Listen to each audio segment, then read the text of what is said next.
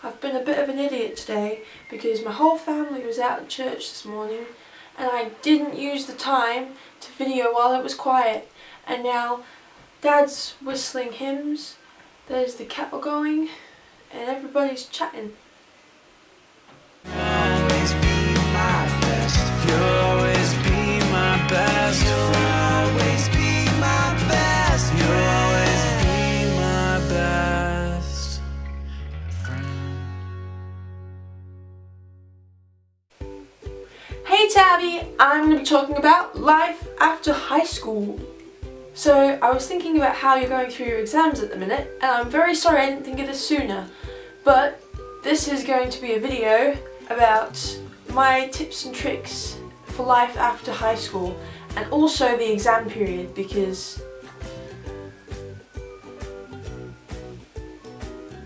it's not after high school, but it's pretty darn important. So first of all, yes, I do agree with you. VCE is extremely hard, and you've got to be very, very good at staying sane. I just have this way with words. And I know that I'm a bit late in doing this, but I'm going to give you my top 10 tips on VCE. Number 1. I would suggest studying for 45 minutes and then having 15 minutes as a break, just because it gives your brain time to relax. Now, by break I mean don't read, don't watch television, just have a break. Go for a walk, have a cuppa, take time out to do something that you would not do if you were studying. I personally did try this during my exam period and it did work. Obviously, practice exams aren't 45 minutes long, but sort of compensate with the appropriate break time afterwards. And it's always important to remember that the general principle behind this is to have breaks and to make sure that you actually do take out time to just let your brain not go spaz. Number 2, sleep well. Now, this is a big thing with high school, is that you just generally don't sleep as well as you could, and I know that it's difficult, but you've got to try and get enough sleep that when you wake up you actually feel like you have energy in you. So not like 14 hours of sleep, but not like 6 hours of sleep, maybe like 8 or 9. I think 9 is supposed to be our recommended time, and then it goes to like 8 when we hit like 20? I really don't know. You probably know because you're doing psychology right now and it's fresh and you're probably going to need something like that for your exam. But yes, I would definitely suggest sleeping well, making sure that you're going to sleep at reasonable times and keeping it regular, because if you keep it regular then your body responds to it better and you'll actually have better night's sleep because of it. Psychology. 3. Practice exams are your best friends. Now, you've probably already been told this and you've probably already done a ton of them, so you probably don't need to know this, but I thought I'd put this in here anyway because it is one of my top tips for anybody that's going through exams, is that if you do the past exams, you will know how to do the exam. You will be able to pass the exam, and generally, especially with English, all the questions are the same. When our teacher at my school took us through the books that we were doing, he said, these are the 2 essay topics you will have for this book. And he was right. It had been the same 2 topics for the past so many years, decades, I don't know. It was always the same questions. 4. When you're studying, the best thing that you can do to study is to find questions and ask them of your teachers and of the internet and of friends, and then repeat the question or questions that you wanted to know information for. The ones that you got questions from. Like, the whole point of exam period is ask the questions and find out the information that you don't know, so that when you go into the exam you'll know it. So just look for questions, don't sort of look for oh, this is a bit of information that I might need to know, and I sort of know it, so I'm just going to do it over and over and over again. Don't think of it like that. Think of it as questions. If you get questions answered, you are more likely to remember it than anything else, and that is just me, but I reckon that that is some sort of psychological sort of thing. So ask questions. Number 5. Now, someone asked me this recently, how do you write faster? How do you complete essays quicker? Now, I know you've already done the English exam, and I'm very, very sorry that I haven't done this before that, but you tape 2 AA batteries to the side of the pen that you're going to use. Write all your practice exams and essays with that pen, and then just before the actual exam, take off the batteries, and you will notice that your handwriting will be faster and neater because you've developed the muscles in your fingers and hand. It actually works, and I did this, and I did well in English. I was proud of my English results, so it works. 6. Have a plan. Have a plan of what you're going to study when, and also what you're going to write on the exams. So for English, have a plan of what your essays are going to pretty much be like, because you can usually guarantee what you're going to get, what the topics will be, or what you're going to write about, e.g. if you've already picked a book. So have a plan with methods. Do you start at the very start? Do you start at the end? Do you start in the middle? What do you do? For psychology, do you go straight to the long question at the end, or do you start with the first couple, or do you go along to the short answer? I can't really remember how that one goes. You know what I'm on about.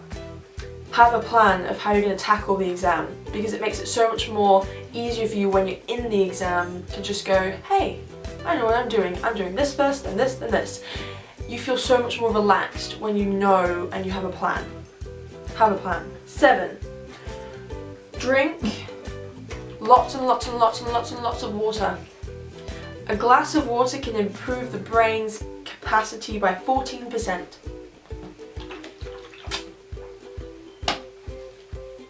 I would recommend having such a bottle as mine, taking it around with you everywhere and just sipping it constantly, because if you don't stay hydrated, then you're not going to function properly, and it's also going to be very, very difficult if you get sick. Water is great for flushing out anything that, like, the little baddies in you, and it will just be so much easier for you if you have like a calm, healthy feeling body, and your brain is just on fire and ready and powerful and energized. So drink lots and lots of water. It's really good for you. 8. Do not talk about your exams. When you get to the exam, don't talk to your friends about it. When you leave the exam, don't talk to your friends. Don't talk to your friends about it. Now, I say this because there's no use getting stressed. There is no use getting stressed about an exam that you're about to do or that you've done and thinking, because it will only make the rest of your day more stressful and possibly the rest of your week or exam period. And there is no point jeopardizing other exams because you stressed, because you spoke to people. So hang out with your friends and talk to them a lot, but don't talk to them about exams. Don't. Number 9. Eat well. Make sure that you're eating the right food, because you don't want to get sick, you don't want to feel like poo, you don't want to be going to the loo constantly or something like that in the exam. You don't want to be sick. Just make sure that you're eating good healthy food that you know you love and that you know is going to keep you energized during the day so that you can study and so that you can do the exam on the exam day. And lucky last, number 10, be prepared for anything. Now I say this and you know why, but for all the people out there, make sure that you have a kit. Now by a kit, I mean make sure that you have a water bottle, spare pens, pencils, erasers,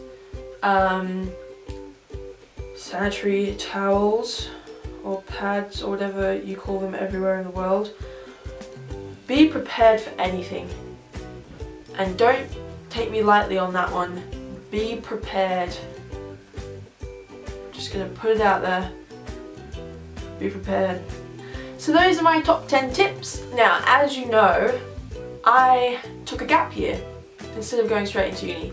Now, I'd always sort of planned on taking a gap year. I don't think I'd ever sort of thought about going straight to uni. I always thought the gap years would be a fantastic way to have a break and work and travel and whatnot. So I'm just going to have a bit of a debate about... I'm just going to have a bit of a little bit... So I'm just going to have a little bit of a debate with myself about whether you should go straight into uni or have a gap year. Now, gap year is good because you can go, because you can work full time like I am, or you can travel all year like my boyfriend is, and it is great to be able to do all those things. But it is also possible to travel in between years of uni, because you do get quite a big break with some universities. I mean, my friend at the minute, I think he just finished before November and he doesn't go back till March. That is huge. You could easily travel within that time. You'd probably get bored of travelling within that time. So, it's not the end of the world if you want to travel and you don't feel like you can have a gap year. You can easily do it during uni. The main thing that I would say though is full-time work you cannot really do during uni. Even if you do uni part-time, I would suggest not working full-time at all if you are studying. It's pretty impossible, but it's also kind of a little bit, I don't want to offend anybody, but it's a bit silly. You are going to put so much stress on yourself. So, honestly, gap years, they're fantastic, but you don't need one. So if you're thinking about going straight into uni, don't fret. It's not such a bad idea. I think looking back on what I did, I still would have taken my gap year because I love my job, and it's great because when I become a teacher, I'll be able to have all this experience and this extra qualification. But straight into uni wouldn't be so bad. Wouldn't be so bad at all. Now, to wrap up this little video, I'm just going to leave you with a couple of things I think are pretty awesome about not being in high school. Now, obviously, you get to do a lot more fun things. For instance, vlogging and playing my violin and going for actual runs and doing exercise and having fun with friends and football, you name it. I probably did a lot more stuff that I loved this year than I did in the last 3 years combined. So I'm definitely going to have to say that finishing high school is one of the greatest things ever, because they put so much stress on you, and the minute you get out of high school you realise that you can do all this stuff, and you do, and it's brilliant. And I think that life after high school is pretty awesome.